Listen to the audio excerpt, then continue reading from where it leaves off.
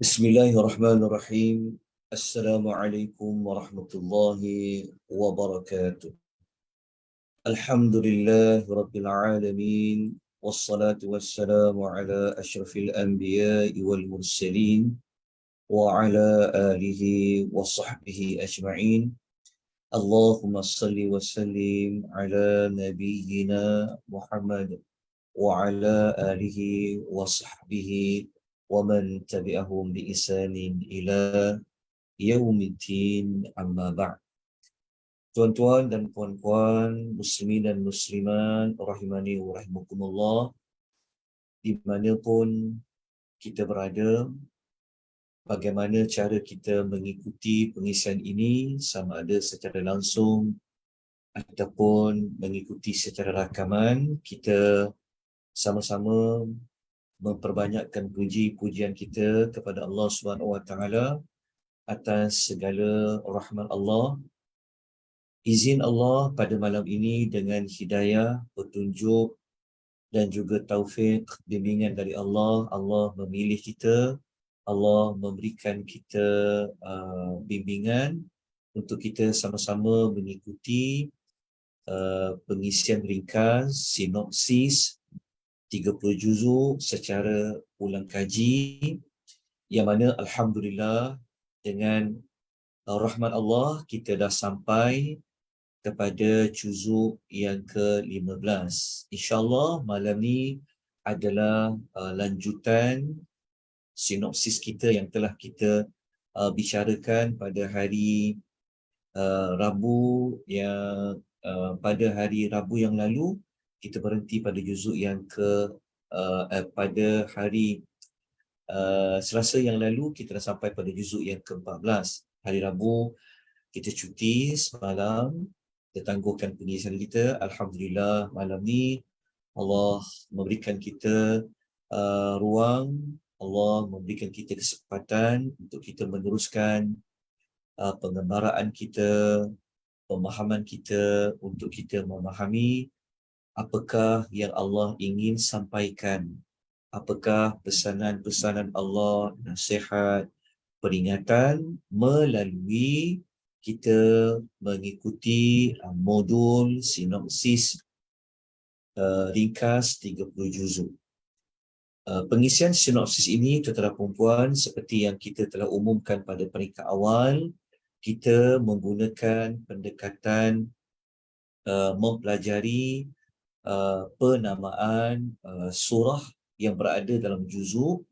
Kemudian kita mencari tujuan ataupun maqsad kepada surah tersebut, dan kita masuk kepada segmen ataupun kita kata kumpulan-kumpulan ayat yang kita letakkan, kita kumpulkan berada pada tema-tema yang tertentu.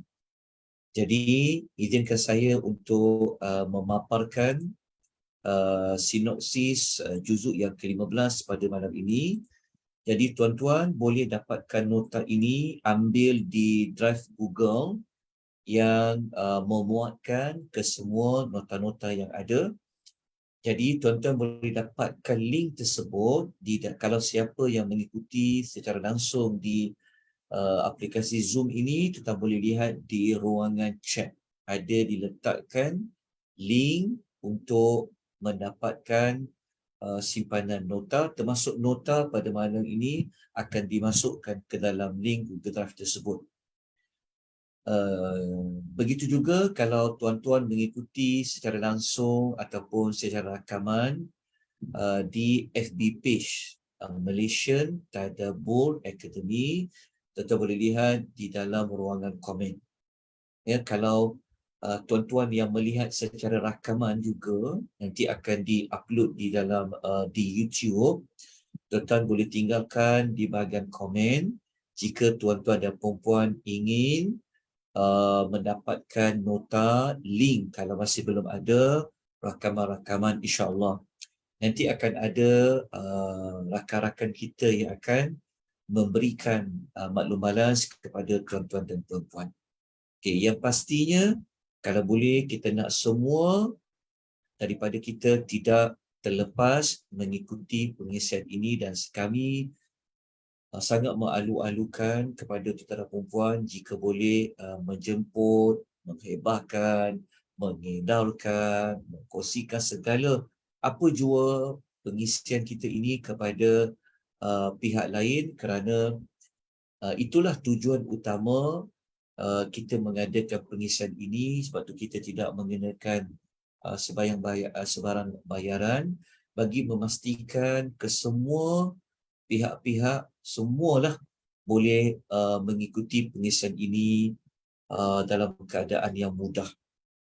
Jadi sesiapa yang ada menginfakkan beberapa sumbangan tuan-tuan inilah sebenarnya yang akan digunakan untuk kita membuat lagi beberapa kajian bagi modul-modul memahamkan masyarakat tentang Al-Quranul Karim. Baik, juzuk yang ke-15 ini kalau kita rujuk terdiri daripada 2 surah. Surah yang pertama adalah keseluruhan bagi surah Al-Isra. Surah Al-Isra merupakan surah yang ke-16 di dalam susunan Al-Quranul Karim. Tetapi dia berada pada juzuk yang ke-15. Walaupun surah tu surah yang ke-16, namun ia berada pada juzuk yang ke-15 yang kita sedia maklum. Surah Al-Isra mengandungi 111 ayat dan keseluruhan surah Al-Isra itu berada pada juzuk yang ke-15. Okey. 111 ayat surah Al-Isra tuan-tuan boleh temukan di dalam mushaf berada pada halaman 282 sehingga halaman 293. Begitu pula surah yang kedua yang membentuk juzuk yang ke-15 ini adalah Suratul Kahfi. Ya, Suratul Kahfi yang hanya melibatkan ayat yang pertama sehinggalah ayat yang ke-74. Okey, kita juga sedia maklum, ya, surah Al-Kahfi ini surah yang ayatnya kurang satu daripada surah Al-Isra, iaitu mengandungi 110 ayat. Surah Al-Kahfi 110 ayat, surah Al-Isra 111 ayat. Jadi surah Al-Kahfi ini dia terbahagi kepada 2 bahagian. Okey, 74 ayat yang pertama berada pada juzuk yang ke-15. Dan baki lagi bermula ayat 75 sehingga tamat, ia berada pada juzuk yang ke-16. InsyaAllah kita akan bicarakan juzuk yang ke-16 pada malam yang berikutnya. Baik. 74 ayat surah Al-Kahfi ini seperti yang tuan-tuan lihat, seperti yang saya paparkan, ada tercatat di dalam nota rujukan. Ia berada pada halaman 293 sehingga halaman 301. Jadi kalau tuan-tuan ada mushaf, tuan-tuan buka halaman-halaman ini untuk kita dapat merujuk keseluruhan ayat bersama dengan terjemahan ayat. Kerana dalam nota, dalam pengisian ini kita tidak menyenaraikan setiap ayat apakah tema-temanya. Jadi untuk mengetahui keseluruhan makna ayat, tema ayat, maka kena buka keseluruhan ayat-ayat, boleh merujuk di dalam Quran terjemahan. Baik, surah Al-Isra ini kita sebelum kita masuk kepada surah Al-Isra, terlebih dahulu mari kita sama-sama melihat kombinasi di antara pembuka juzuk yang ke-15 dengan penutup juzuk yang ke-15. Okay. Pembuka juzuk yang ke-15, kalau kita rujuk ayat yang pertama di dalam surah Al-Isra, kita sedia maklum bahawa Ayat yang pertama adalah ayat yang Allah menyebutkan kekuasaannya. Allah menyebutkan tentang dengan kekuasaannya. Sebab itu Allah mulakan surah Al-Isra dengan bertasbih.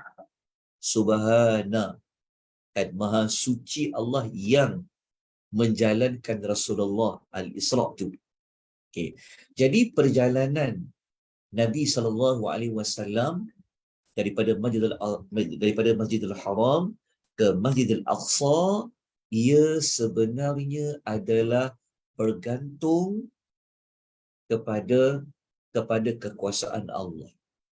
Kerana Nabi dia tak tahu dia akan dibawa berjalan kan Isra dan dia akan dimi'rajkan, tetapi Allah mengkehendaki untuk membawa Rasulullah sallallahu alaihi wasallam ini untuk menghiburkan Nabi, untuk memberikan semangat kepada Nabi, nak memujuk Rasulullah kerana sebelum peristiwa Isra telah berlakunya beberapa perkara besar dalam hidup Rasulullah sallallahu alaihi wasallam, sehingga peristiwa pada tahun-tahun itu dipanggil tahun kesedihan, iaitu dengan kematian bapa saudara Nabi Abu Talib, kematian isteri Nabi iaitu siapa?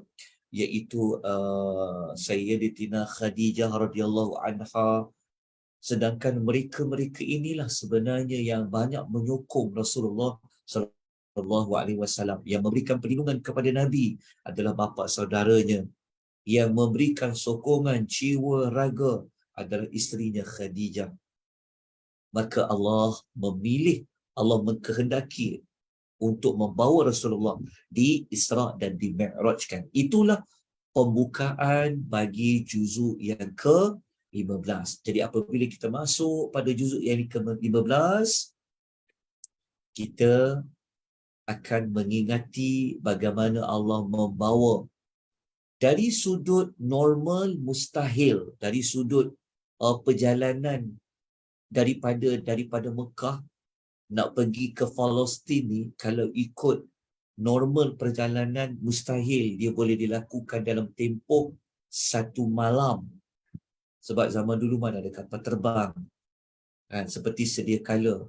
Tetapi perjalanan itu boleh berlaku kalau yang lakukan itu adalah Allah yang maha berkuasa. Oleh kerana itulah Allah mengatakan dia ini maha hebat, dia tidak lemah, dia tidak kurang.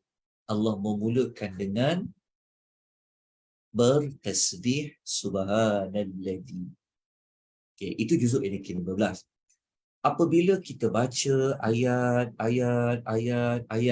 dalam juzuk yang ke-15, kita masuk pula dalam suratul Kahfi, baca sampai kepada ayat yang ke-74 dalam suratul Kahfi, kita menemukan kisah Nabi Allah Khadir alaihi salatu wassalam yang telah membunuh seorang budak lelaki yang mereka temukan semasa mereka berjalan setelah berjaya menyeberangi lautan. Mereka sampai ke seberang.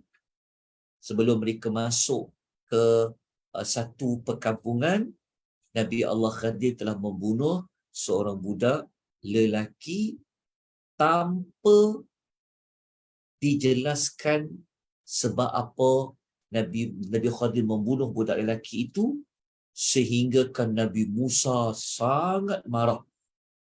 Dan itu kita jumpa dekat ayat 74, kita akan menemukan Nabi Musa, dia telah menegur perbuatan Nabi Allah Khadir ini dengan mengatakan laqad ji'ta syai'an nukra.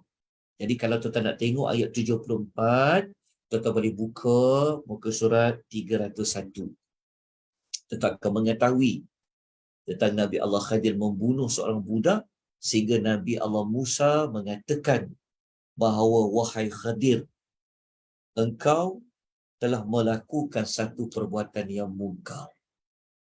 Okey.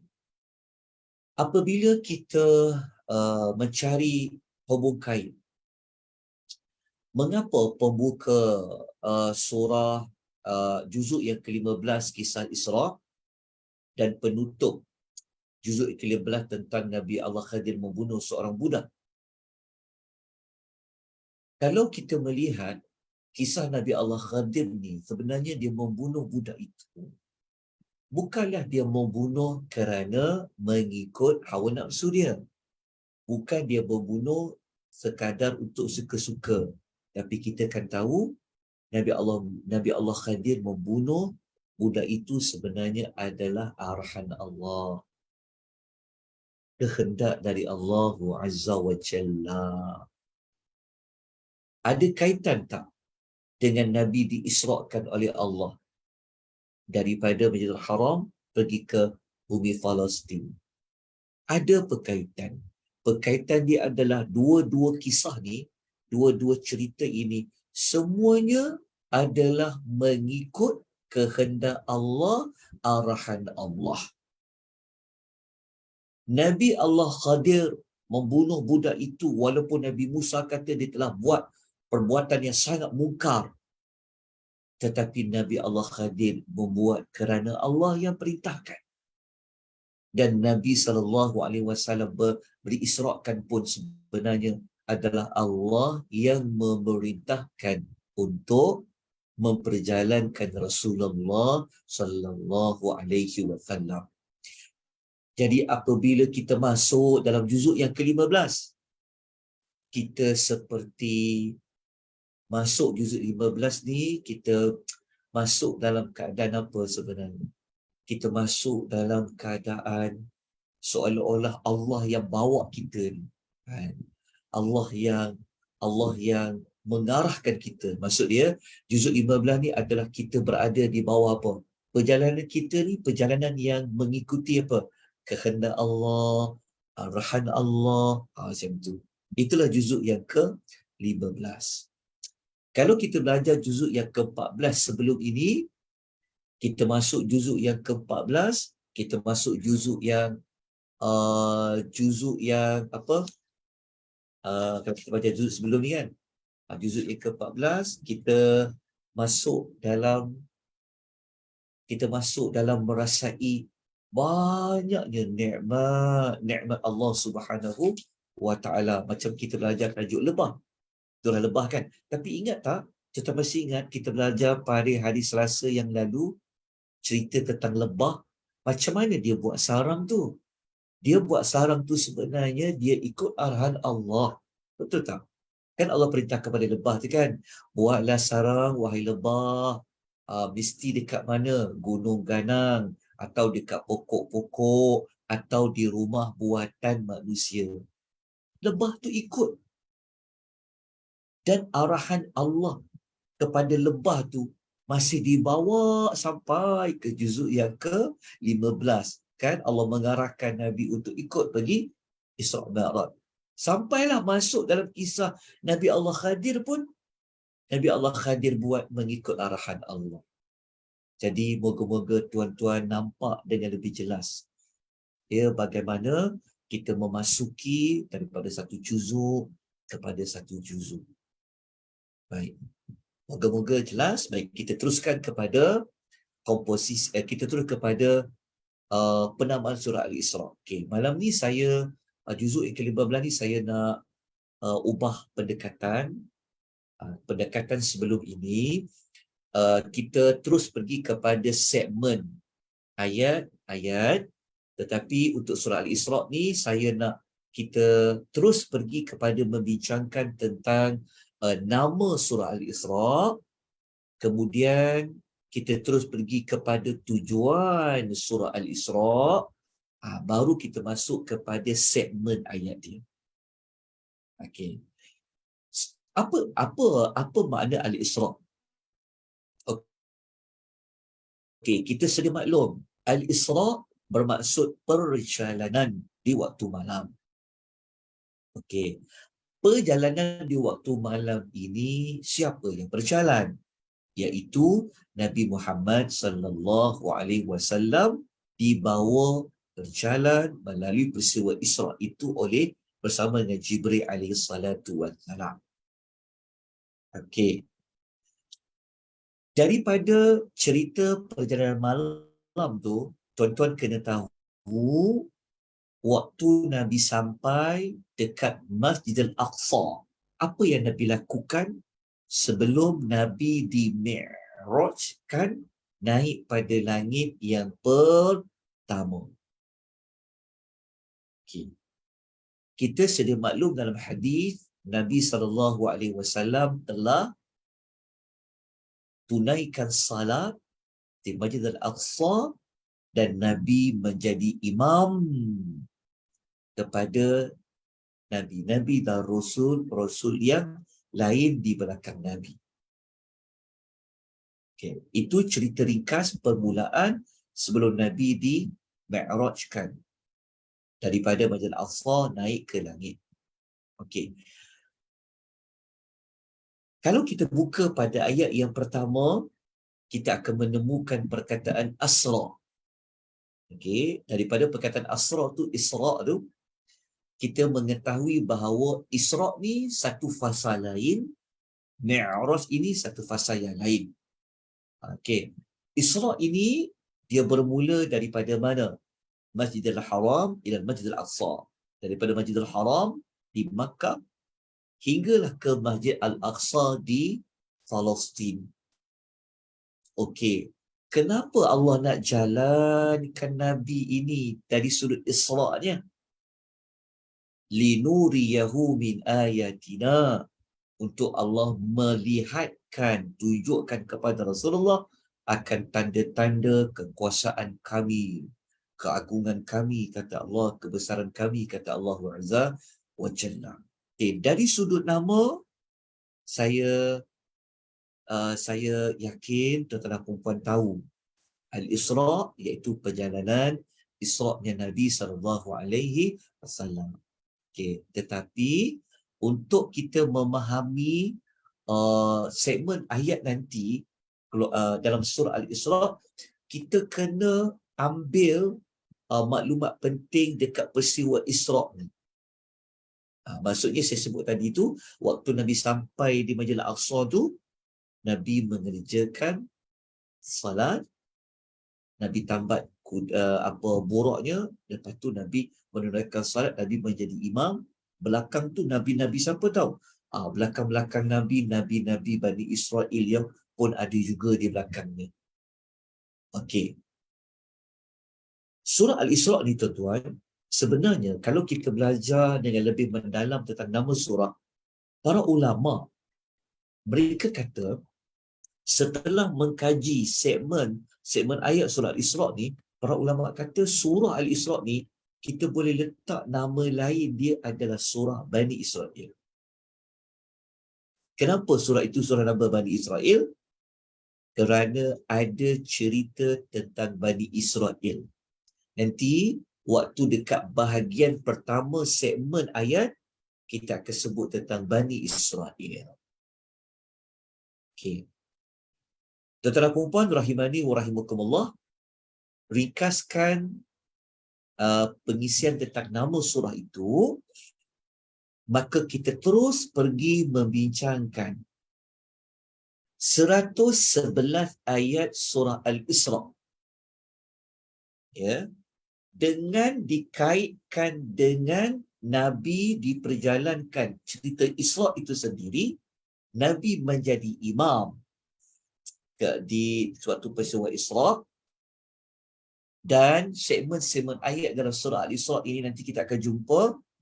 Maka para ulama seperti mana Dr. Ali Hasan Arfan mengatakan bahawa surah Al-Isra' ini temanya Allah Ta'ala nak jelaskan kepada kita.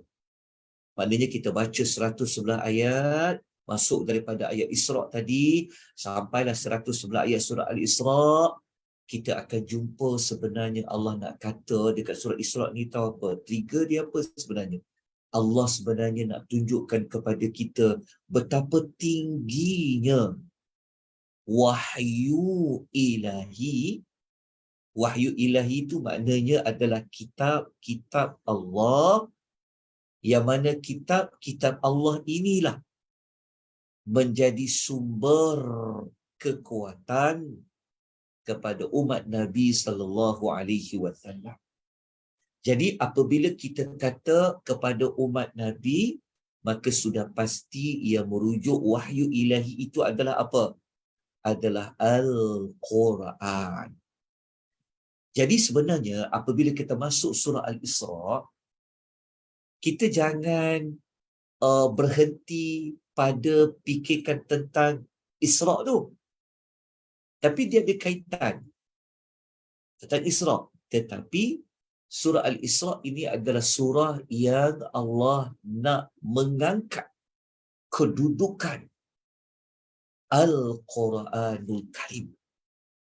Bukan sekadar Allah nak meninggikan wahyu Al-Quran itu, tetapi sebenarnya Allah nak kata umat Islam ni kekuatan dia, kehebatan dia ada pada Al-Quran. Ada pada Al-Quran.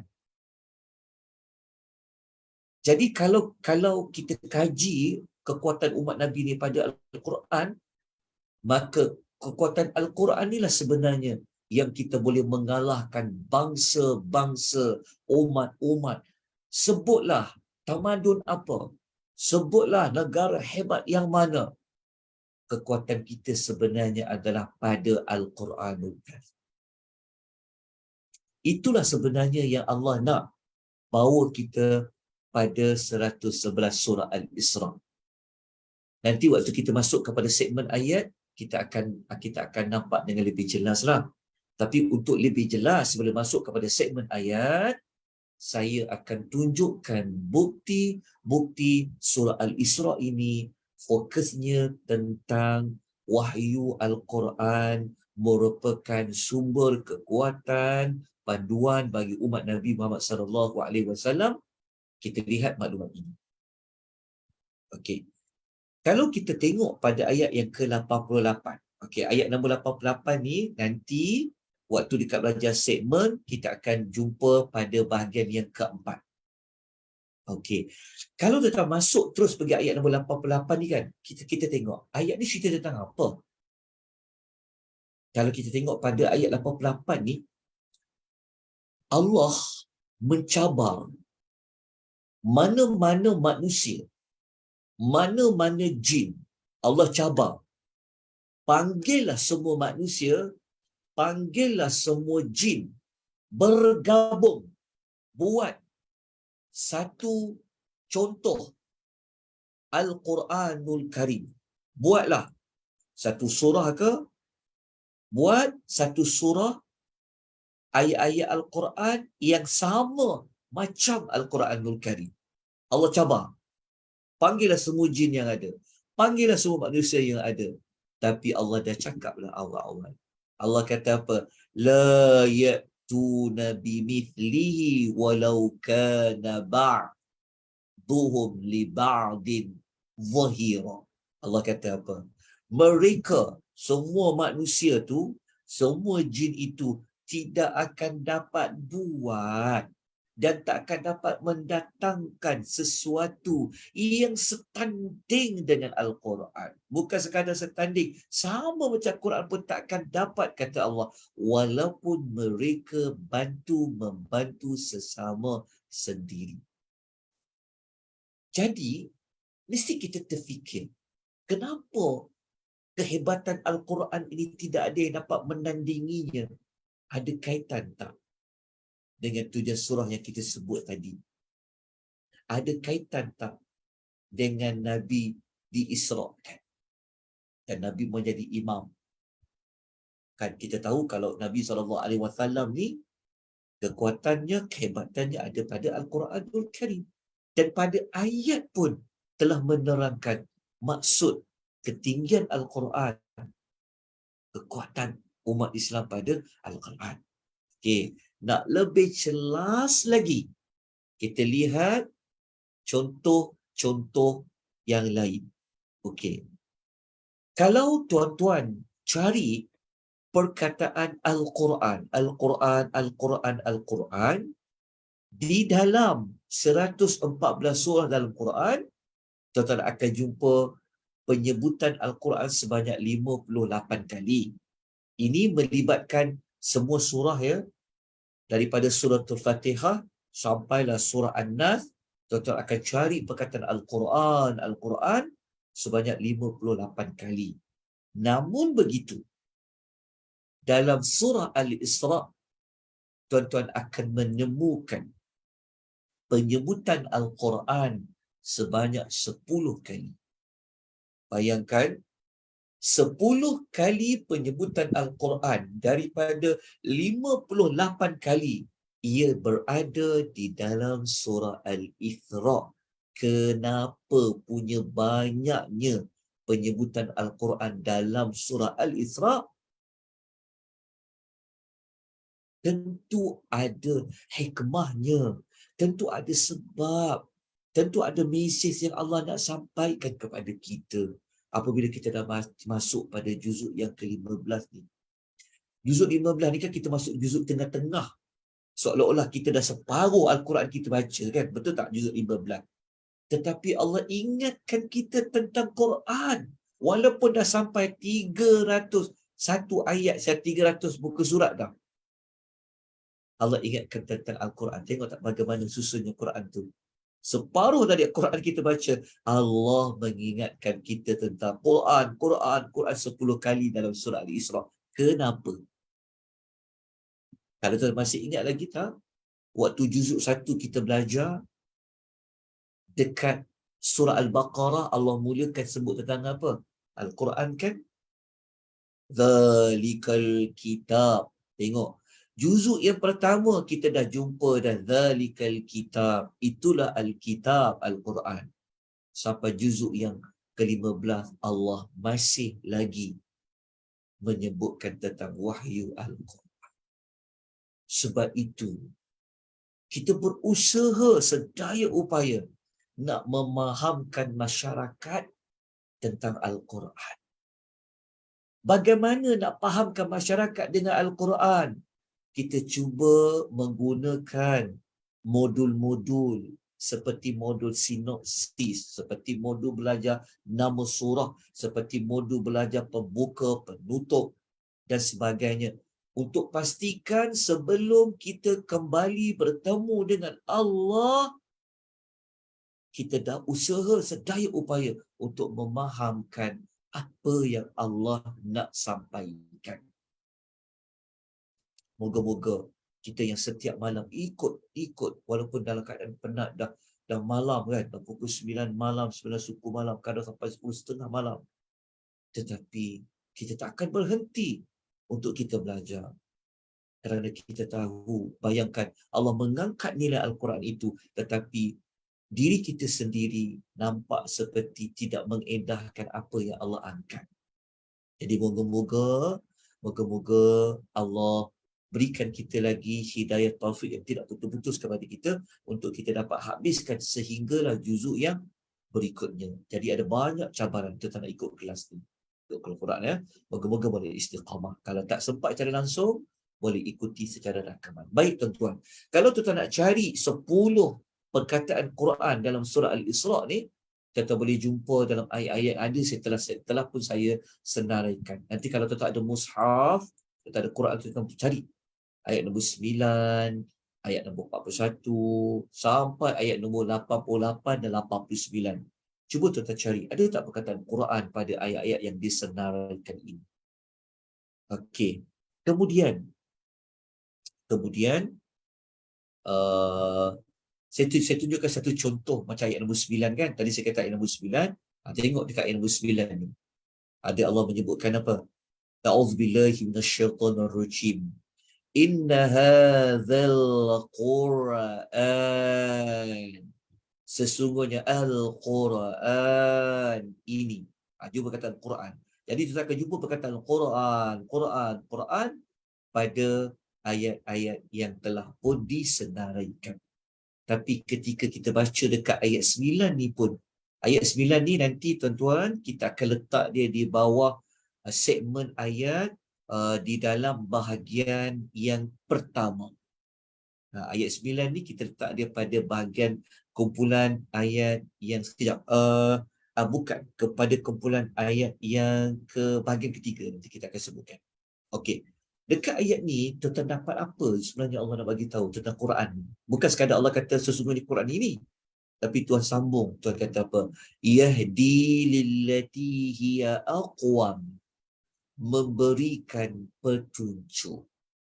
Memberikan hidayah, memberikan petunjuk. Maknanya tunjukkan ke jalan yang amat benar. Di sini. Jadi apabila kita sampai juzuk yang ke-15, Allah ingatkan kita. Soalannya Tuhan, kalau ayat 15 ni kita dah sampai separuh juzuk kan, daripada 30 juzuk. Allah ingatkan kita, Quran ni ialah satu-satunya petunjuk yang boleh bawa kamu ke jalan yang amat benar. Allah kata, Quran ni dia memberikan berita gembira bagi siapa-siapa yang dia buat amal, dia beriman, dia buat amal soleh. Itulah Al-Quranul Karim. Alhamdulillah, kita masuk juzuk yang ke-15 ini. Allah mengingatkan kita, Alhamdulillah, rezeki nikmat Allah, kita dapat lagi diingatkan tentang wahyu Al-Quranul Karim. Baik, moga-moga kita semua layak mendapat syafaat Al-Quranul Karim. Jadi nak dapat syafaat Al-Quranul Karim, lihat kepada kesungguhan kita dengan Al-Quranul Karim. Jadi ayat ini menunjukkan apa? Al-Quran merupakan petunjuk ke jalan yang benar. Baik, tuan-tuan dan puan-puan, rahimani wa rahimakumullah. Okey, ada saya bawakan contoh. Apa contoh-contoh Al-Quran itu tunjukkan kita pergi jalan yang benar. Jalan yang benar tu macam mana nak lalui dia. Okey, dalam surah Al-Isra, Allah ada bagilah beberapa contoh. Contohnya lah, jangan syirikkan Allah. Ini petunjuk dia. Siapa yang nak ikut jalan lillati hiya aqwam tadi tu, jangan syirikkan Allah. Berbakti pada orang tua. Buat baik kepada kaum kerabat, orang miskin, orang musafir. Kalau kita tengok, Al-Quran ini ditunjukkan kita apa? Bukan sekadar hubungan dengan Allah, tetapi hubungan dengan ibu bapa, hubungan dengan kaum kerabat, hubungan dengan orang lain. Itulah Al-Quran. Okey. Lepas tu ada banyak lagi lah. Tidak membazirnya. Lepas tu, jaga hati perasaan orang yang meminta bantuan. Bersederhana guna harta. Jangan takut miskin kalau ada anak-anak. Tidak berzina. Tidak bunuh orang lain sesuka hati. Jaga amanah terhadap anak yatim. Jangan menipu dalam berniaga seperti menyukap timbangan.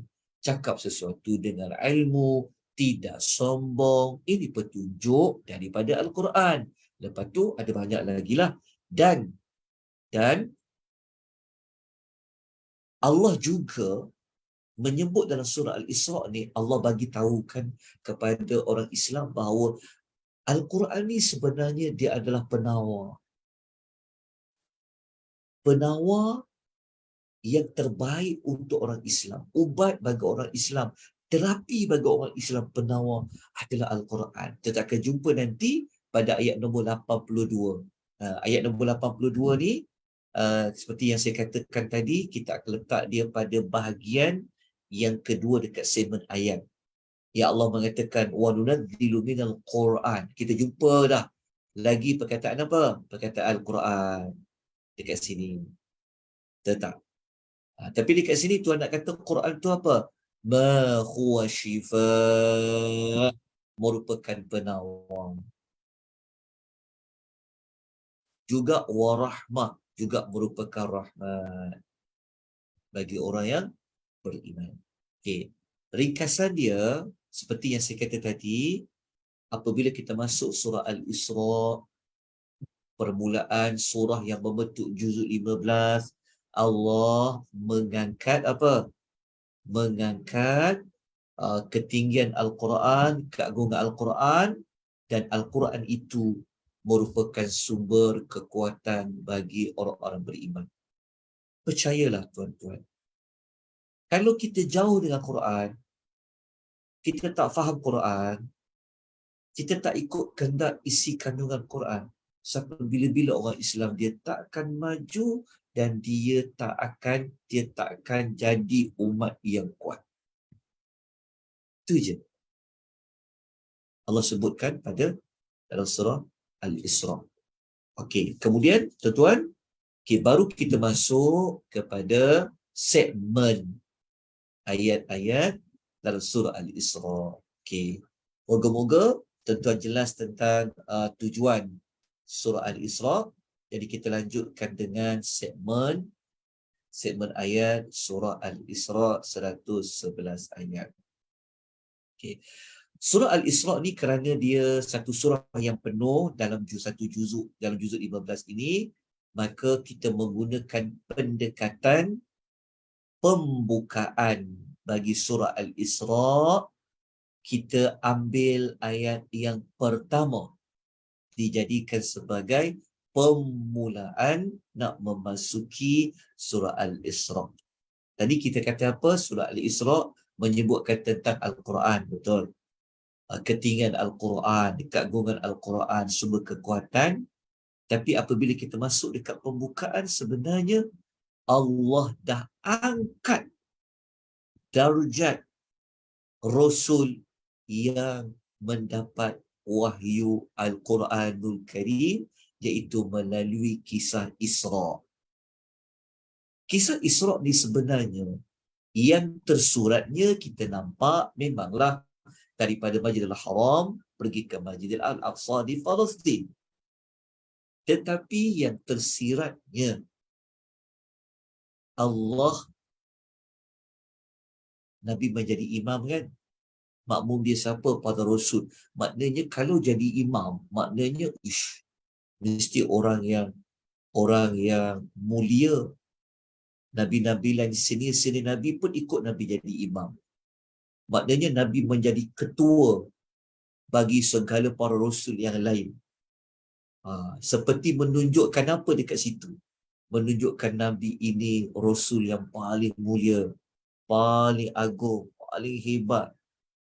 Kenapa? Jadi kalau disebut Nabi Muhammad ni paling agung, dia adalah penghulu bagi segala para Nabi, dia penutup kan, ketua bagi segala para Nabi. Apa kehebatan Nabi tu? Dengan apa kehebatannya? Kehebatannya adalah dengan menerima wahyu Al-Quranul Karim. Secara tak langsung, apabila Nabi-Nabi Bani Israel pun mengikuti peristiwa Isra' Mi'raj itu, seperti kita tahu kan, Nabi jumpa Nabi Musa lah, kan, jumpa Nabi Ibrahim lah, jumpa Nabi Yusuf dan sebagainya, menunjukkan bahawa misi Islam ini, dakwah ini akan dibawa oleh Nabi Muhammad sallallahu alaihi wasallam dan umatnya. Maksud dia khalifah yang akhir yang akan menguruskan bumi ini, ia akan dipimpin, dia akan diketuai oleh Sayyiduna Muhammad sallallahu alaihi wasallam dan umat dia. Itu permulaan dia.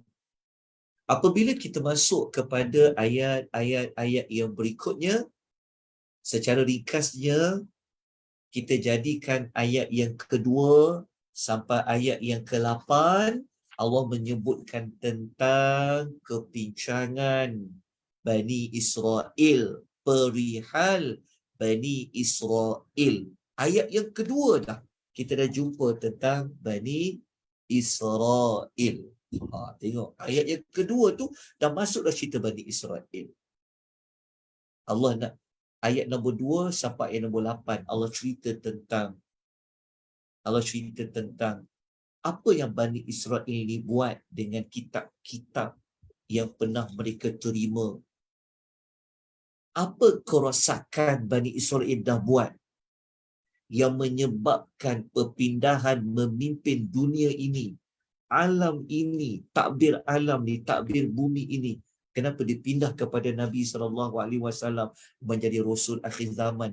Bukan Bani Israel, kerana ada banyak kerosakan yang mereka lakukan. Jadi maklumat ni tuan-tuan, kita kena tengok ayat 2 sampai ayat nombor 8. Tapi dalam masa yang sama, dalam ayat ini juga Allah ada menyebutkan tentang apa? Tentang kekhalifahan Nabi Muhammad sallallahu alaihi wasallam. Tapi kebanyakan ayatnya semua menyebut tentang kepincangan, kesalahan, kerosakan Bani Israel. Jadi tuan-tuan kena tengok berapa kerosakan yang Bani Israel buat. Ada dua. Kita kena tengok pada ayat nombor 5, kita kena tengok pada ayat nombor 6 sampai ayat nombor 7. Kerosakan pertama ayat 5, kerosakan yang ke-7 pada ayat yang ke-6 dan ke-7. Jadi kita kena tengok pada ayat-ayat ini. Okey. Moga-moga jelas. Okey. Apabila kita meneruskan pembacaan kita pada ayat yang selepas ayat yang ke-8, kita masuk kepada ayat yang ke-9 dalam surah Al-Isra. Ayat-ayat ini sampailah ayat nombor 39. Allah menyebutkan tentang kelebihan dan keperluan manusia kepada apa? Kepada syariat Allah Subhanahu wa ta'ala. Ayat nombor 9 sampai 39. Tuan akan menemukan Allah menyebutkan tentang apa? Allah menyebutkan tentang, faham tak syariat Allah tu? Syariat Allah tu maknanya macam agama Islam lah. Allah macam segala hukum hakam, segala ketetapan, perintah, larangan, apa kita kena buat, macam mana nak bersama dengan manusia. Itu semua dipanggil syariat Allah. Maknanya kita ni hidup sebenarnya, kita bukan ikut, bukan buat manusia yang tentukan peraturan tu. Tetapi kita buat ni sebenarnya adalah mengikut apa ketetapan, peraturan, undang-undang, syariat yang telah Allah tetapkan. Maka ayat 9 sampai 39, Allah menceritakan tentang kelebihan dan keperluan manusia kepada syariat Allah Subhanahu wa ta'ala. Apabila sebut syariat Allah ni, kita boleh fahamkan pertama, ia ada kaitan dengan Al-Quranul Karim itu sendiri. Begitu juga kalau sebut syariat Allah di dalam ni adalah syariat yang berbentuk undang-undang itulah, peraturan-peraturan itu. Itu semua terkandung pada ayat 9 sampai 39. Kalau tuan-tuan buka Al-Quran, tuan-tuan baca daripada satu ayat kepada satu ayat, tuan-tuan akan jumpa ada banyak perkara yang Allah letakkan. Nak tahu tak apa yang syariat tadi tu? Yang kita baca tadi tu? Tengok ayat dia. Yang kita baca tadi tu. Yang ni. Nampak tak yang saya senaraikan ni? Inilah contoh-contoh petunjuk dalam yang benar ni. Cuba tengok. Maklumat-maklumat ni ayat yang keberapa? Inilah syariat Allah. Jangan syirikkan Allah. Inilah syariat Allah yang kita perlu ikut. Tengok, berbakti kepada orang tua. Agama yang paling sempurna, yang tidak pernah memisahkan hubungan manusia dengan Allah adalah agama Islam. Inilah keperluan kita kepada syariat Allah. Tengok ayat 23. Ayat 23 dalam kumpulan ayat mana? Bahagian yang kedua tadi. Betul tak? Sampai ke orang miskin, tak membazir tadi. Yang saya senaraikan tu semua termasuk dalam segmen bahagian yang kedua surah Al-Isra. Tidak sombong. Perlu. Allah ni, siapa yang ikut apa yang Allah tentukan, syariatkan, tetapkan, selamat dunia akhirat, bahagia dunia akhirat. Contoh ni, jujur dalam sukatan dan timbangan ni. Kalau tidak asyik nak bohong dia berniaga. Contoh kan. Tapi Allah tahu, kalau tak ditentukan peraturan, ditetapkan, nanti orang akan bergaduh, menipu, menganiaya orang, zalim orang. Susah. Ni pasal anak yatim ni, ayat 34. Kalau tak diletakkan syariat tu, macam-macam orang boleh buat. Ambil harta anak yatim, buat kutipan, konon kata kita buat kutipan untuk anak yatim, tuan-tuan nak sumbang tak? Contoh, tiba-tiba dapat kutipan, dia tak memberikan dia kepada anak yatim guna untuk peribadi. Ada berlaku, tapi dalam surah Al-Isra Allah tetapkan dalam syariat dia. Begitu juga tuan-tuan dan puan-puan, kita boleh bacalah keseluruhan dalam ayat-ayat yang ada disebutkan dalam surah Al-Isra. Lepas tu kalau saya nak senaraikan panjang tu, daripada ayat 9 sampailah ayat nombor 90 berapa kita baca tadi? Sampai 90, sampai ayat 39. Okey, saya harap jelas untuk bahagian yang kedua. Okey. Jadi kalau kita terus pergi kepada segmen bahagian yang ketiga, kita letakkan kumpulan ayat nombor 40 sehingga ayat nombor 72. Allah menyebutkan tentang apa?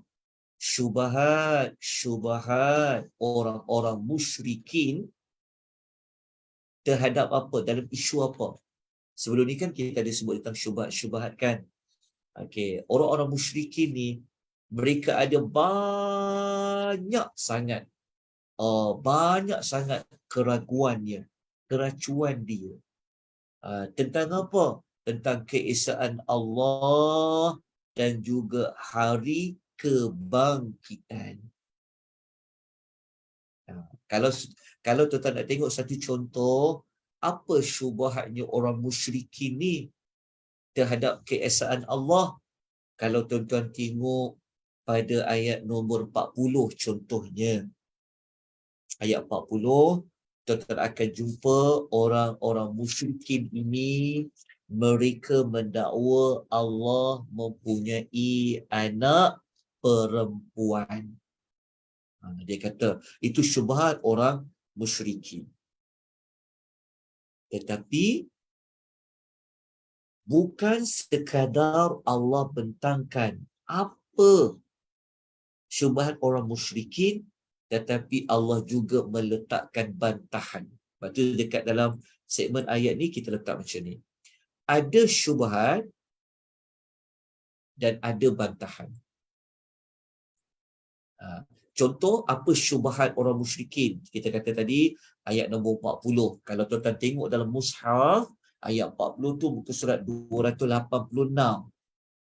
Tuan-tuan akan jumpa mereka kata Allah ini apa? Tapi bukan sekadar Allah Ta'ala memaparkan syubhat saja, tapi Allah juga membuat apa? Allah juga membuat bantahan terhadap syubhat itu. Contoh, kalau kita letak S1 ayat 40, Allah jawab syubhat 1 ni dengan dua bantahan. B1 contoh, bantahan 1, D2 bantahan 2, bagi membantah syubhat yang satu. Jadi kalau kita nak tengok contoh bantahan tu, kita kena tengok contohnya ayat 40. Dalam ayat tu juga ada bantahan. Ayat nombor 41 pun ada bantahan. Dia macam tu. Sebab tu saya, sebab waktu yang agak terbatas, maka saya tak sempat nak menyenaraikan syubhat-syubhat ini. Tapi saya sebutkan dulu awal-awal, saya terangkan berulang kali ni pada bahagian ni, supaya tuan-tuan boleh buka daripada ayat yang ke-40 sampai ayat nombor 72. Okey, contoh lain, syubhat yang kita tengok syubhat yang kedua kan.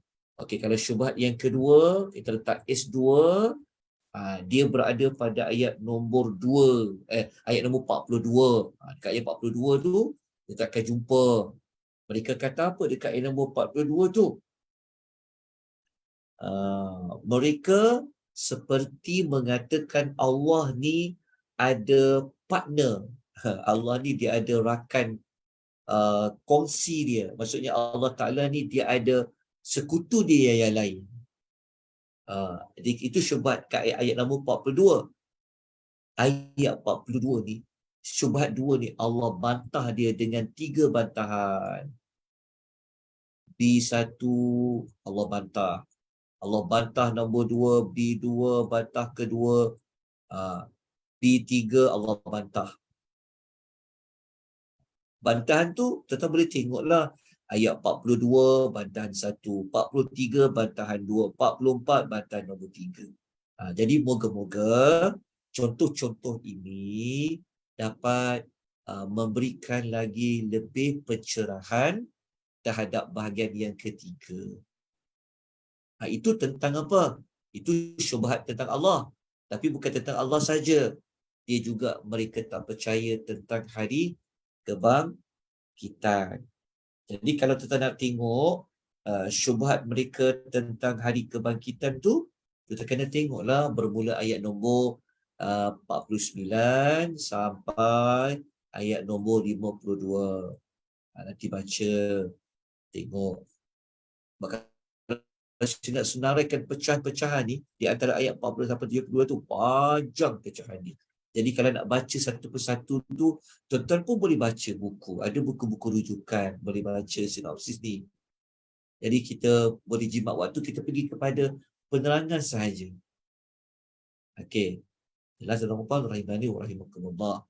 Okey, selesailah 72 ayat daripada ayat 40 sampai 72 bahagian ketiga surah Al-Isra. Okey. Apabila kita masuk pula kepada ayat yang ke-73. Ayat 73 ni, kalau tuan-tuan buka di dalam Quran, tuan-tuan akan temukan ia berada pada muka surat 289. Okey. Muka surat nombor 289, kita akan jumpa ayat nombor 73. Okey. Ayat 73 bersama dengan ayat-ayat sehingga ayat 104, kita letakkan bawah satu tema berkenaan dengan apa? Kalau kita baca dekat dalam nota tu, kita letakkan dia di bawah tema kita letakkan dia. Sekejap ya, saya lihat dia di bawah tema apa? Kaidul musyrikin bin nabiyyi sallallahu alaihi wasallam. Kita kata apa? Tipu daya, tipu helah orang musyrikin terhadap Rasulullah sallallahu alaihi wasallam. Itu tema nombor 1 dia. Maknanya bahagian 4 ni dia ada kaitan dengan bahagian 3.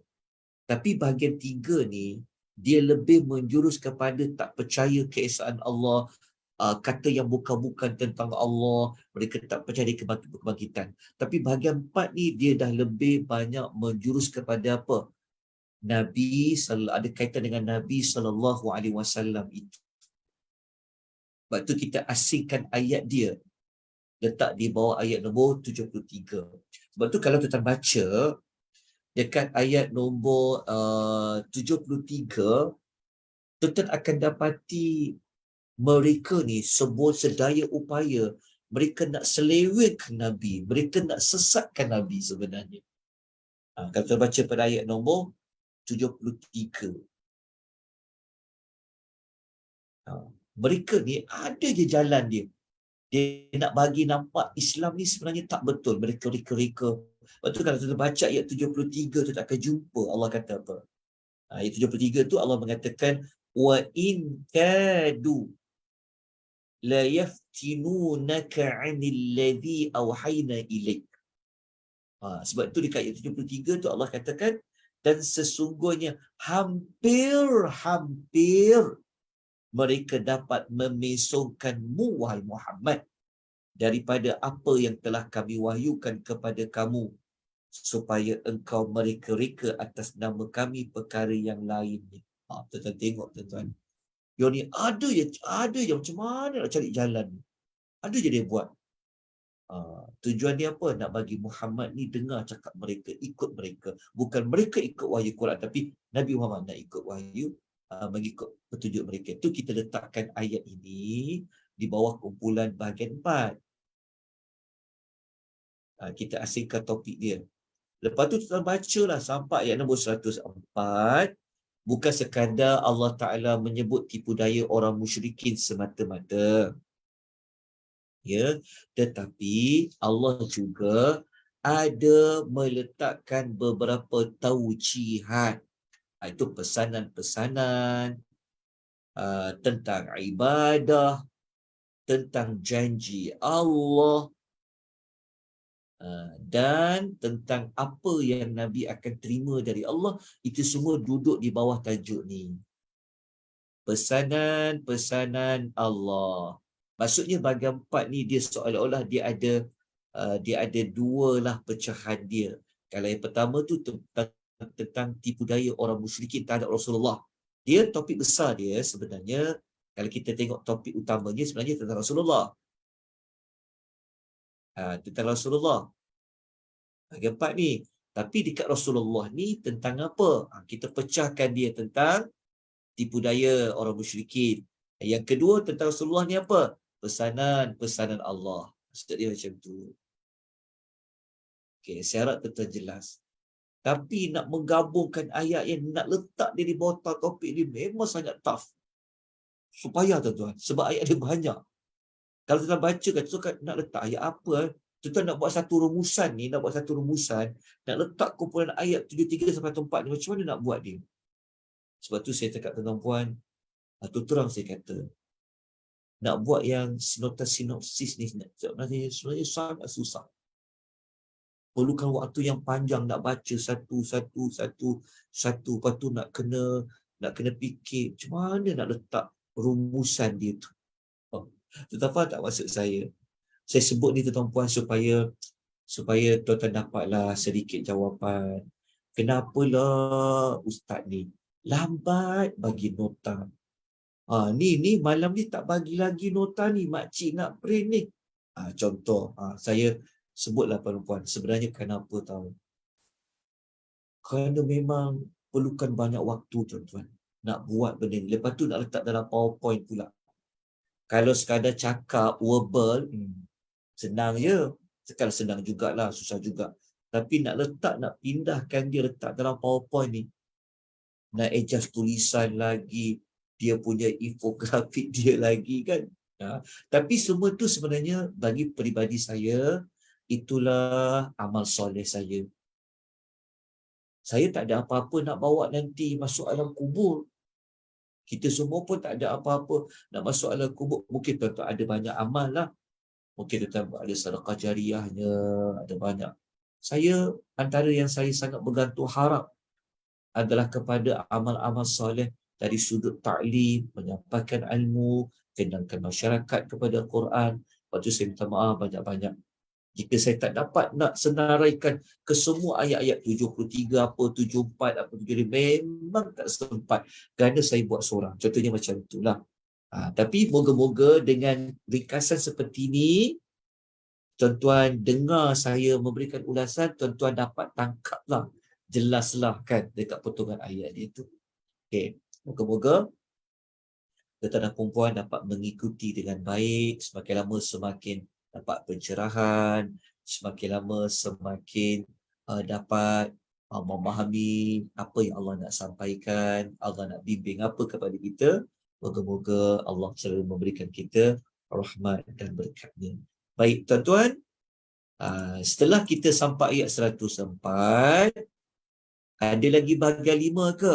Okey, kita tak buat dia bahagian 5, tapi kita jadikan sebagai penutup bagi segmen dalam surah Al-Isra ni. Kita jadikan ayat 105 sampai 111 sebagai penutupnya. Okey. Ayat nombor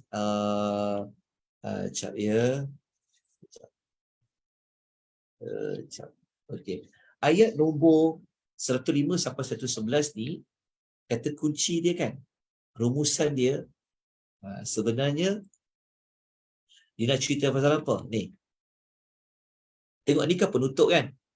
Ni penutup. Penutup ni sebenarnya dia seperti memberikan rumusan Dan penutup ni juga sebenarnya dia mengukuhkan apa yang telah dicakap pada awal-awal. Ingat tak tadi kita kata awal-awal surah Al-Isra' ni tentang apa? Al-Quran, betul tak? Maka penutup ni sebenarnya dia mengulang kembali tentang Al-Quran. Tentang Al-Quran. Okey. Penutup ni tetap ingat tak tadi kita kata bahagian yang pertama cerita tentang apa? Bahagian yang kedua cerita tentang apa? Dan bahagian ketiga tentang Rasul kan? Penutup ni diulang balik pasal Rasul. Dia pasal Rasul. Lepas tu, ingat tak tadi yang kita belajar bahagian yang kedua, syubhat orang-orang musyrikin terhadap keesaan Allah. Maka penutup surah Al-Isra' ni memang ayat dia mengukuhkan tentang keesaan Allah. Cantik Allah susun dia pada penutup. Tiga-tiga topik ni sebenarnya inilah pada segmen bahagian 4 tadi, bahagian 4, bahagian 3, bahagian 2, bahagian 1 tadi kita jumpa. Dalam masa yang sama, Allah juga menselitkan tentang sifat-sifat orang yang beriman. Okey. Jadi kita kena bacalah pada ayat 15 sampai 100 nombor 11. Kalau ditanyalah apa sifat-sifat orang yang beriman tu, kalau kita pecahkan dia, kita akan jumpalah ada 3 sifat orang beriman tu apa. Yang pertama al-ilmu, ada ilmu. Yang kedua al-iman, iman. Yang ketiga al-istislamu lillah, menyerahkan diri, ketundukan kepada Allah. Itulah sifat orang yang beriman. Okey. Jelas tanpa rahimani rahimakumullah, maka selesailah surah Al-Isra'. Okay, moga-moga kita dan perempuan dapat banyak penambahan maklumat, dapat mengukuhkan lagi maklumat-maklumat yang sedia ada.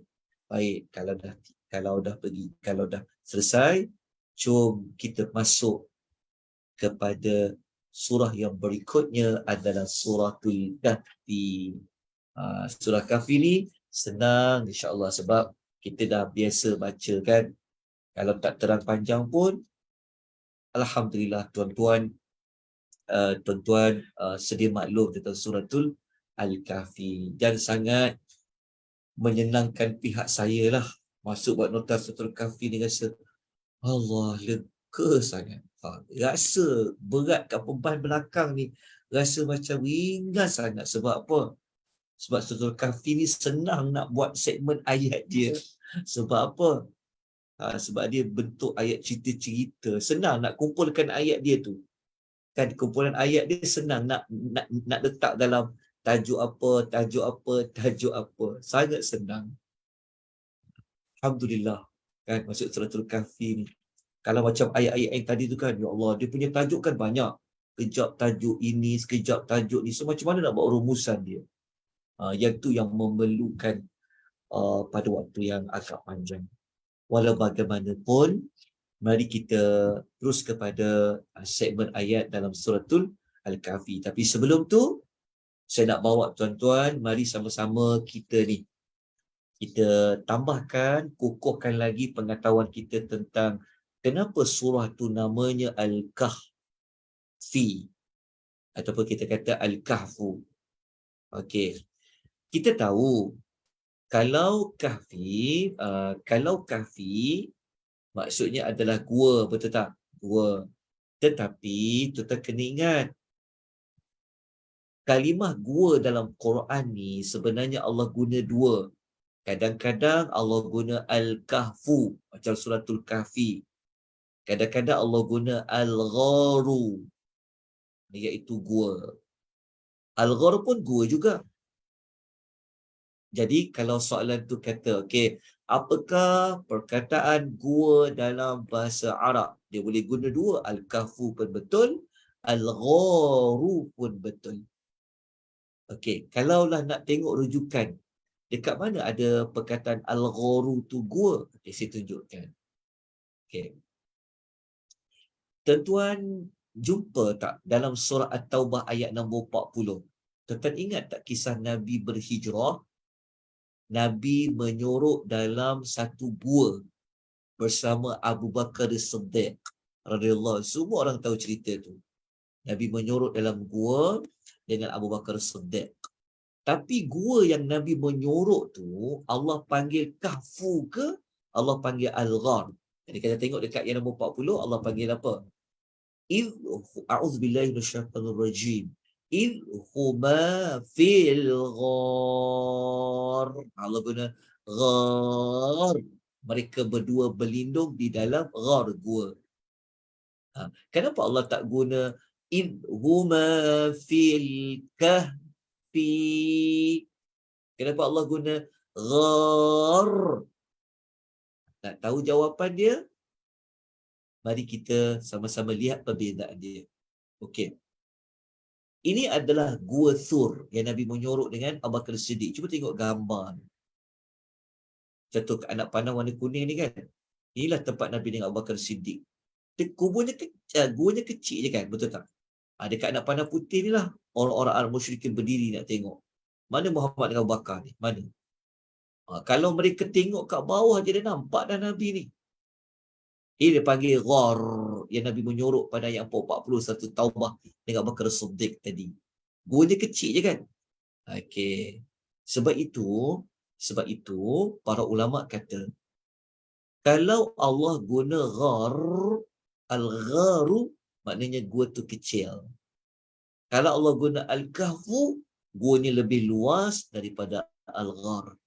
Sebab itu ashabul kahfi mereka sebenarnya telah ditidurkan oleh Allah di dalam gua yang sangat luas. Berbeza dengan gua yang kecil. Sebab apa? Dia tengok kepada konteks ayat tu. Okey. Konteks ayat dekat Nabi berhijrah tu, sebenarnya Allah nak menunjukkan bahawasanya walaupun gua tu kecil dia, tak luas pun, kalau cari boleh jumpalah punya. Pasti boleh jumpa punya. Tetapi kenapa Allah nak katakan gua tu kecil? Sebenarnya Allah nak menunjukkan bahawasanya Allah lindung Nabi ni. Sampaikan mereka tak boleh jumpa. Sedangkan gua tu kalau cari memang boleh jumpa. Dia berbeza dengan gua Ashabul Kahfi tu. Yang mereka ditidurkan oleh Allah itu dalam gua yang luas. Sebab apa? Sebab sudut dekat situ adalah sudut nak menunjukkan bahawa memang Allah tidak mahu ada orang jumpa mereka. Lepas tu Allah nak tidurkan mereka lama. Itu sudut pada Al-Kahfu. Jadi kalau tengok Al-Kahfu tu macam mana? Ini contoh yang saya tidak katakan gua ini secara muktamad inilah gua Al-Kahfi tu. Walaupun ada dikatakan inilah gua Al-Kahfu tu. Wallahu a'lam. Tapi saya nak tengok contoh. Gua kalau inilah contoh. Jika inilah yang benar gua Ashabul Kahfi tu, tengok. Gua di dalam tak? Nak masuk pintu dia pun dah luar dah. Dia dalam ni. Contoh macam tu. Saya tak pernah pergilah, tapi ada sahabat mengatakan kawan yang pergi dia kata memang dalam. Itu Al-Kahfi. Itu dekat nama surah. Okey. Kemudian kenapa surah tu namanya Al-Kahfu? Kenapa tak namakan surah Musa ke, surah Dzulqarnain ke, surah Khadir ke? Nanti kita dapatkan jawapan sekejap lagi. Setelah kita masuk segmen ayat. Okey, jom kita masuk kepada segmen surah Al-Kahfi sebanyak 74 ayat. Okey, kita masuk pada segmen dia. Okey. 74 ayat suratul Kahfi kita boleh jadikan 8 ayat yang pertama sebagai pembukaan suratul Kahfi. Okay, pembukaan suratul Kahfi. Okay, 8 ayat ni kalau kita pecah pula kepada 6 ayat yang pertama, Allah menekankan tentang apa? Al-Quran. Okay. Kalau ayat 7 sampai 8, Allah tekankan tentang apa? Dunia. Okey, dah jelas. Nanti kita akan jumpa jawapan kenapa awal-awal suratul Kahfi Allah menyebut tentang dunia. Lepas tu apa berkaitan digandingkan dengan Quran dekat sini? Tuan jelaskan. Maksudnya macam ni. Kenapa awal-awal lagi suratul Kahfi Allah sebut tentang dunia? Mula-mula pasal Quran, lepas tu tentang dunia. Dia ada perkaitan antara kedua. Dia ada perkaitan. Okay, nanti kita sebut perkaitan dia. Okey. Waktu kita masuk dekat segmen nanti kita akan jumpa perkaitan dia. Baik, tuan-tuan. Dekat 6 ayat pertama pasal Quran, Allah cerita tentang bagaimana dia diturunkan. Lepas tu sifat-sifat Al-Quran, ciri-ciri Al-Quran itu apa. Dan dia punya dua fungsi dia.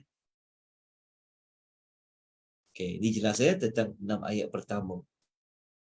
Apabila masuk ayat ke-7 sampai ke-8, Allah nak cerita tentang apa? Dunia ni Allah uji kepada kita. Dunia ni sebenarnya adalah sebagai apa? Hias je. Orang berhias ni maksudnya kalau ada pun tak ada pun tak apa. Hias ni bukan lama-lama, betul tak? Lepas tu dunia ni Allah sebut tentang ujian kepada manusia dan akhirnya Allah sebut tentang akhirnya dunia binasa, dunia musnah. Okey, itulah permulaan bagi suratul Kahfi. Kalau tuan-tuan boleh jelas permulaan ni, tuan-tuan juga akan mendapat jawapan. Kenapa dianjurkan baca 10 ayat pertama suratul Kahfi? Sikit sebanyak tuan-tuan akan dapat jawapan ni. Kenapa 10 ayat pertama suratul Kahfi tu boleh lindung kita daripada Dajjal? Ada berkaitan dengan Quran dan juga dunia. Okey. Jadi kita akan dapatlah beberapa pencerahan dia. Okey, dah selesai 8 ayat yang pertama sebagai permulaan suratul Kahfi. Okey, jadi jom kita masuk kepada bahagian-bahagian dia. Okey, cuma dalam pendekatan suratul Kahfi ni kita tak letaklah istilah bahagian-bahagian tu sebab dia dalam bentuk cerita. Jadi kita tak letaklah istilah bahagian 1, bahagian 2, bahagian 3 tu. Pendekatan suratul Kahfi ni kita letakkan dia dalam bentuk, kalau tuan-tuan nak tulislah, tak nak guna istilah bahagian, kita boleh guna dia istilah macam ni lah, macam ni. Kita boleh guna istilah macam ujian 1, U1, boleh. Ujian 2, boleh. Ujian 3, contoh. Bolehlah. U tu maksudnya ujian lah. Ataupun kita boleh kata fitnah 1, F1. Fitnah tu bahasa Arab lah. Bahasa Melayunya ujian, cobaan. Itulah ujian dia. Okey. Saya terangkan ni supaya tuan-tuan tidak terkeliru pendekatan yang kita gunakan dalam surah Al-Kahfi. Okey, suratul Kahfi ni pembahagian ayat dia kita pun sedia maklum. Saya senang nak terangkan sebab kita biasa dengar. Okey. Surah Al-Kahfi ni kalau kita pecahkan dia, dia boleh jadi, ini kan kita pecahkan jadi 5, ada 5 fitnah. 5 fitnah. Ada setengahnya dia pecah jadi 6 fitnah. Ada setengah pembahagian dia kata ada 6 fitnah. 6 fitnah ni macam mana? 6 fitnah ni dia ambil tentang fitnah perhiasan dunia tu. Dia ambil kat situ nanti. Tapi tak apalah, pendekatan kita guna 5 ya, kita guna 5. Ini pendekatan yang saya gunakan, kita ambil 5 fitnah. Okey, kita bagikan ayat dia. Okey, fitnah yang pertama, al-fitnatul ula. Ujian yang pertama adalah ujian terhadap agama. Dia panggil fitnatul din. Fitnah kepada agama. Tengok ya, awal ujian dalam suratul Kahfi, Allah dahulukan dulu ujian agama, menunjukkan apa? Ujian agama lah yang paling berat. Ujian agama ni lah kalau kita tertewas, boleh rosak agama kita. Boleh faham tak? Okey, kerana kedudukan penyebutan agama tu nombor 1, berkaitan dengan iman, tentang tauhid. Oleh itu surah ini dipilih dengan nama surah penghuni gua Al-Kahfi tu. Sebab apa? Sebab dia ujian yang kena dekat penghuni gua ni, Ashabul Kahfi itu ujian yang paling penting sekali, paling besar sekali adalah ujian terhadap nak jaga akidah. Tu saya jawab tadi. Kenapa surah itu dipanggil Al-Kahfi? Kenapa tak dipanggil surah Musa ke, Khadir ke? Kerana nak menunjukkan kepentingan kepada menjaga agama itu. Okey, ayat 9 sampai ayat nombor 26 kita akan jumpa tentang kisah Ashabul Kahfi. Okey. Dan kalau tuan-tuan dan puan-puan pecahkan lagi ni dekat Ashabul Kahfi ni, tuan-tuan akan jumpa macam ni. Pecahan dia, kalau tuan-tuan pecahkan lagi, ada cerita ayat-ayat dia ringkas. Contoh, kan ada cerita ringkas pendek kan? Ada cerita yang panjang. Kalau tuan nak pecahkan antara ayat 9 sampai 26 tu. Okey. Kemudian, naik ayat nombor berikutnya. Kalau tengok dekat sini macam, kenapa pergi ayat nombor 32? Di mana ayat 27?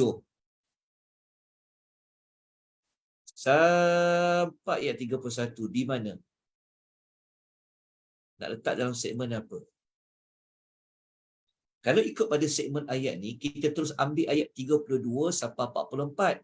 Kisah pemilik 2 kebun anggur, ujian terhadap harta. Nanti saya akan sebutkan. Ayat 27 dengan 31 ni sebenarnya kaitan dengan apa? Dia ada kaitan dengan isu ni.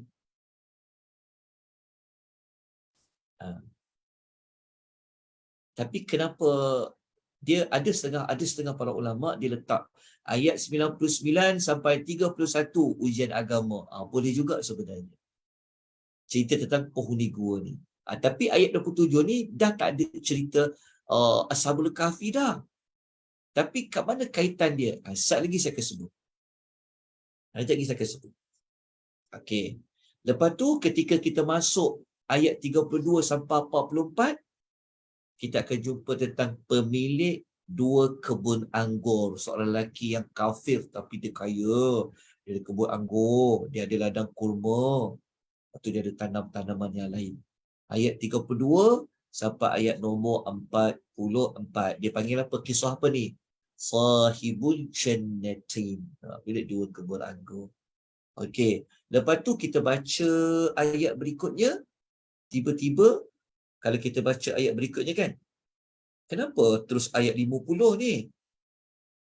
Betul tak? Di mana ayat 45 sampai ayat nombor 49. Mana ayat 45, 49? Okey. Ayat 45 dan 49 sebenarnya dia ada kaitan dengan cerita pemilik 2 kebun anggur ni. Tapi ayat 44 dah jadi penutup cerita pemilik 2 kebun anggur dengan kawan dia tu. Tapi ayat 45 ni ada kaitan dengan sini. Nanti saya akan sebutkan. Kalau yang tadi ni ayat berapa? 27 sampai ayat nombor 31. Dia ada perkaitan dia. Nanti kita akan sebut apa dia. Kenapa ayat ni Allah letak selepas ayat ni kenapa letak kat sini? Nanti kita akan sebut dia punya cerita dia. Okeylah, saya sebut teruslah ya supaya takut terlupa. Takut saya terlupa. Okey, dia macam ni. Allah Ta'ala sebenarnya dia bukan sekadar nak mendatangkan cerita ni. Penghuni guanya, pemilik 2 kebun anggur ni. Sebenarnya dalam ayat selepas ayat-ayat ni, sebenarnya Allah memberikan kita macam, Allah bagi kita satu solusi. Kalau kamu tak nak agama kamu ini tergadai, akidah kamu boleh goyah, iman kamu boleh goyah, Allah bagi solusinya. Macam tu juga dalam kisah pemilik 2 kebun anggur ni. Maksudnya Allah nak kata, kalau kamu tak nak jadi macam pemilik 2 kebun anggur yang kaya raya ni, yang dia belagak, dia sombong ni, ada cara dia, solusinya. Cuba tengok dekat dalam nota tu, ada letakkan solusinya. Nampak tak? Yang ini. Ini sebenarnya waktu ayat 9 hingga 26 kisah penghuni gua.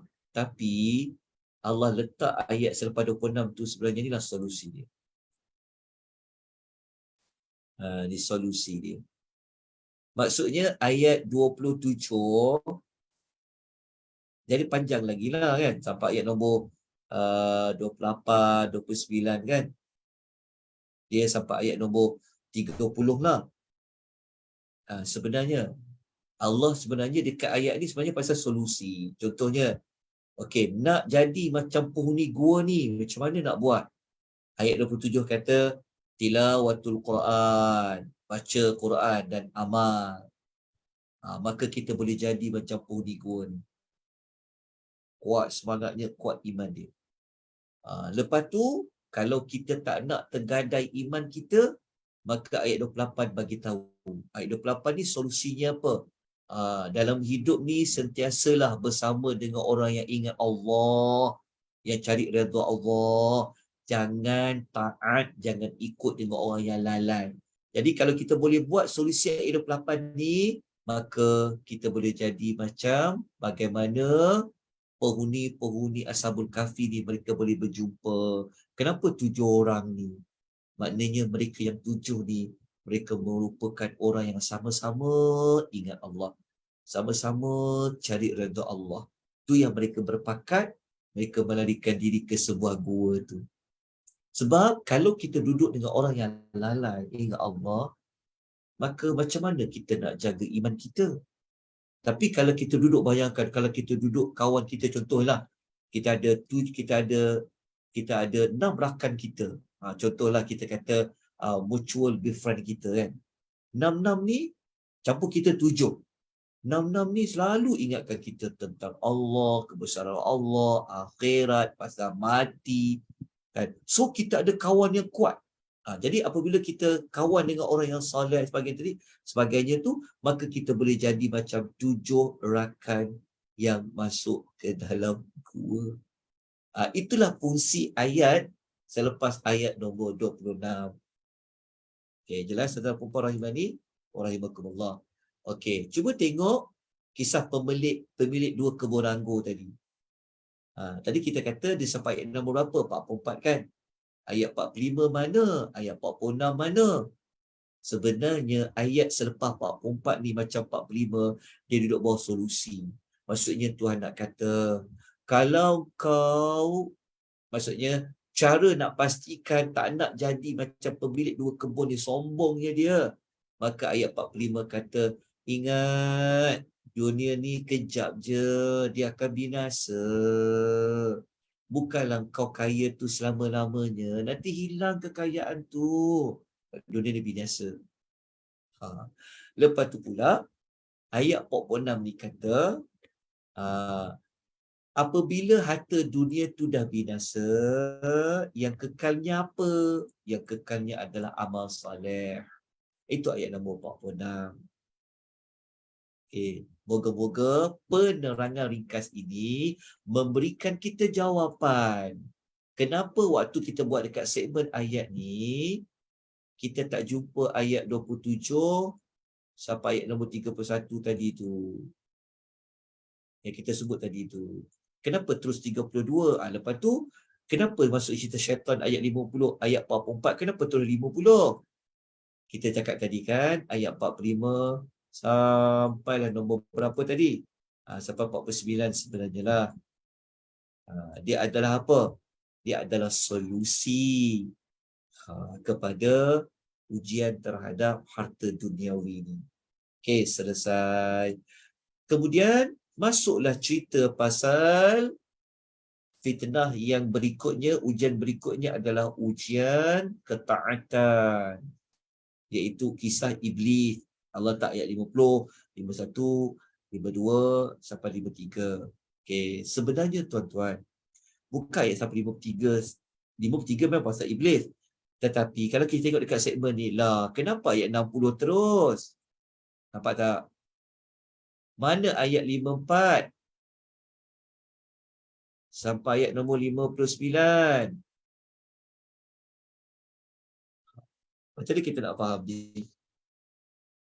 Dia sama konsepnya macam ayat-ayat yang tadi tu, tuan-tuan dan puan-puan. Faham tak? Dia ada kaitan dengan ayat-ayat yang sebelum dia tadi tu. Okey. Kemudian, barulah kita masuk kisah ujian yang keempat, iaitu ujian ilmu. Kisah Musa AS dengan Khadir, bukan Khidir, bari yang tepat adalah Khadir alaihi salam, ayat 60 sampai nombor 82. Tetapi kita juzuk nombor apa? Juzuk nombor 15 ni kita hanya sampai ayat nombor 74 sahaja. Tapi ayat 74 masih lagi kisah Nabi Musa jumpa Khadir tadi. Nanti insya-Allah hari yang berikutnya kita sambung lagi ayat nombor 75 sampailah ayat nombor 82 kisah Musa dengan Khadir. Lepas tu baru datang kisah Dzulkarnain. Nanti kita akan ceritakan kisah Dzulkarnain pada juzuk yang ke-16. Jadi malam ni saya tak nak memanjangkan pengisian kita dengan membawa kisah Dzulkarnain kerana ia berada pada juzuk yang ke-16. InsyaAllah kita akan pelajari juzuk 16 pada hari yang berikutnya. Okey. Moga-moga jelas. Okey, sekejap ya. Saya punya bateri pula. Habis bateri saya. Okey, boleh saya teruskan sikit lagi dan dah habis dah ni. Boleh ke tuan-tuan dan puan-puan, rahimani wa rahimakumullah. Kat pukul 11 dah ke? Innalillahi. Tuan-tuan, lamanya tuan-tuan, masya-Allah. Pukul 11 saya minta maaf tuan-puan panjang. Hari ni saya sonok pula cerita sampai tak sedar. Tuan-tuan kena maklumkan saya tuan-puan. Allah. Okeylah. Sikit ya. Okey, last sekali. Allahumma salli wa sallim ala nabiyyina Muhammad.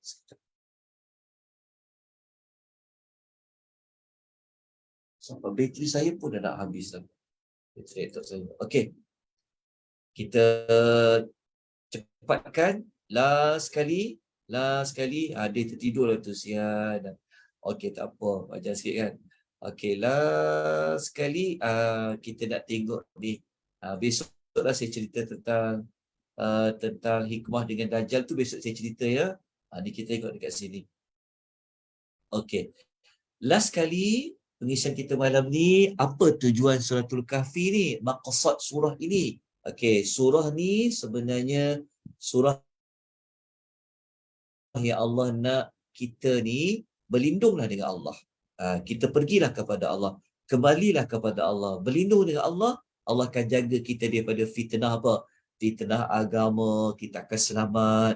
Kita selamat daripada fitnah kekuasaan, fitnah kekayaan. Allah selamatkan kita daripada iblis. Allah selamatkan kita daripada ilmu dengan kita kembali, kita berlindung, kita bergantung kepada Allah Subhanahu wa taala. Insya-Allah besok pagi berikutnya saya akan terangkan lagi kembali tujuan suratul kahfi. Maka kita berhenti dengan kadar ini, tuan-tuan dan puan. Mohon maaf saya memang tak sedar dah dekat pukul hampir pukul 11 malam. Okey. Saya buat ampun dan maaf banyak tuan-tuan. Pasal saya memang tak tengok jam. Baik, kadar ini insya-Allah setakat di sini. Insya-Allah kita sambung lagi pada hari yang berikutnya. Jadi kita sudahi pengisian kita dengan tasbih kafarah dan suratul Asr. Subhanakallahumma wa bihamdika asyhadu an la ilaha illa anta astaghfiruka wa atubu ilaik. Wal 'asr innal insana lafi khusr illa alladhina amanu wa 'amilus shalihat wa tawassaw